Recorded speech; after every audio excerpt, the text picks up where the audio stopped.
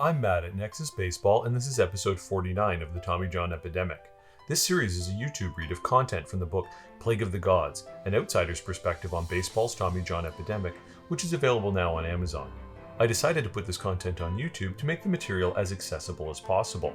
This series examines the science behind the most superhuman action the human body can produce, accelerating a baseball up to 100 miles per hour.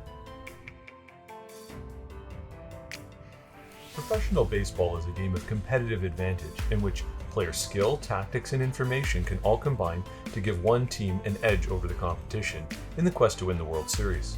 Teams are not just playing for prestige, but for the massive financial benefits of increased franchise revenue and total value that occur with being a successful team that competes in the postseason. Teams invest in their own success by developing their own unique programs and only participate together when the league and the commissioner's office proposes league-wide initiatives. In this hyper-competitive environment, players' safety as well as research and development into the science of the game are very much treated as a competitive advantage for each team. Although the New York Yankees don't wish injury on the Boston Red Sox pitching staff, they benefit implicitly if Boston is unable to keep their pitchers healthy and on the field. Therefore, it is against their interest to share information they have paid to develop about pitcher safety with other competing teams. As a result, there has been minimal coordination of scientific research into pitcher safety on a league-wide level. Each team instead develops their own programs and research and keeps results as proprietary intellectual property. This is combined with an industry that is built on tradition to keep scientific advancement in the sport years behind where it could be, as well as lagging behind the other major sports.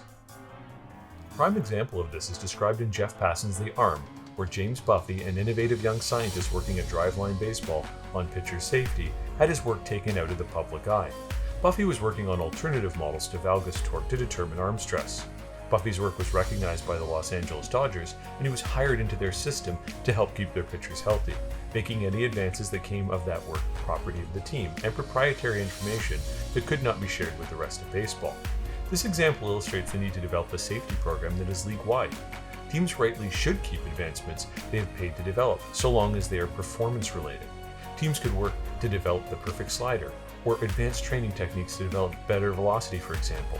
But the baseline information that relates to the safety of the pitching motion should be a joint effort between the league, teams, and third-party groups such as universities. Safety needs to be a collective effort, as advancements not only impact the professional pitcher, but the millions of children around the world that are playing baseball. It is hypocritical for the league to want to see the best athletes become stars in the game while neglecting through inaction the developing athletes that will become the next generation of those stars. The issues that have come to plague modern pitching, including the Tommy John epidemic, are a direct result of a system that does not have a baseline standard of safety. The system, in fact, encouraging incorrect training techniques that hurt pitchers by rewarding the improper mechanics these techniques create. This being all in a search for velocity and competitive advantage in the short term at the expense of long-term health. The alternative is to use the league as a coordinating body to set standards and reinvest in the future of the game, by conducting league-sponsored research and developing league-wide safety standards. Not just using pitch counts or limiting use, but establishing best practices that can be utilized to keep pitchers healthy and competitive at the highest level. This research, in cooperation with each team, through data sharing and participation, could then be used to develop a complete youth baseball development program in consultation with Little League and other programs up through the collegiate level. To implement this, Major League Baseball should adapt their own league Department of Player Safety that deals with concussion protocols and injury reporting into a bastion of knowledge regarding the pitching motion and other issues relating to sports safety, amalgamating the role of organizations such as ASMI by creating their own R&D facilities to organize and conduct the scientific testing required to move the knowledge base forward. This league office should coordinate with and sponsor academic research, just as most major industries and government agencies do, to develop advancements and share the cost of research. The cost of such a program distributed across the league, and therefore 30 teams in the league, would be much more cost effective than that of running 30 separate programs. It should more than pay for itself in terms of reduction in team losses due to trips by pitchers to the injured list. From the starting point of the science and the anatomy approach espoused by this book, there are hundreds of additional points of research that could be conducted to confirm and elaborate on these findings, as well as finding new potential interactions.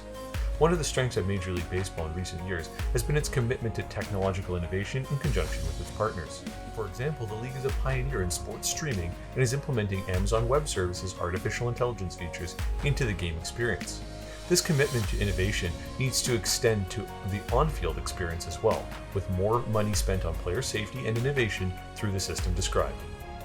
Most major corporations spend a significant amount of their profits on R&D to maintain their competitive edge.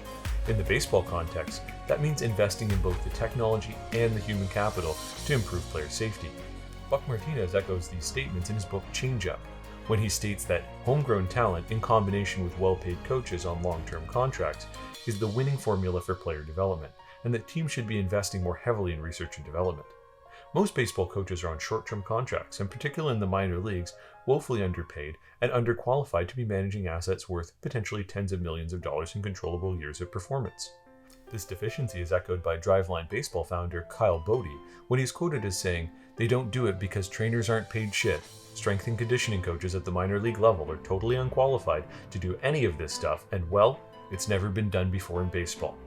Underinvesting in technology and most importantly human capital at all levels does neither the game nor team competitiveness any favors.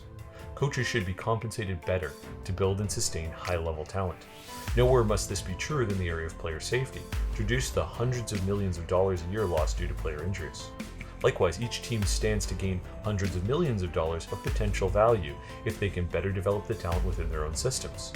Once this approach is adopted and the league invests in and coordinates high-level research on pitching safety, a comprehensive safety program could be created that develops baseline best practices. The goal being to educate and inform players and trainers on the fundamental anatomical components of the pitching delivery, as well as how those elements should be trained, coached, and monitored in the major and minor leagues. From the professional program, a similar program could then be created for lower levels of development, from first pitch through to collegiate programs. This program should take a progressive approach in favor of safely building fundamental techniques in sequence. A focus should be on usage tracking and testing comprehension of progressively acquired skills. I would compare this approach to that used by martial arts and swimming, among other programs. Players should be progressing up not just based on age, but based on their ability to acquire and safely repeat fundamental techniques and safety requirements. Setting standards or skill gates also assist in ensuring kids are not left behind or have serious holes, particularly relating to safety, that are not resolved as they move up in baseball. Join me for episode 50 next week. Remember, if you like the content, please like and subscribe.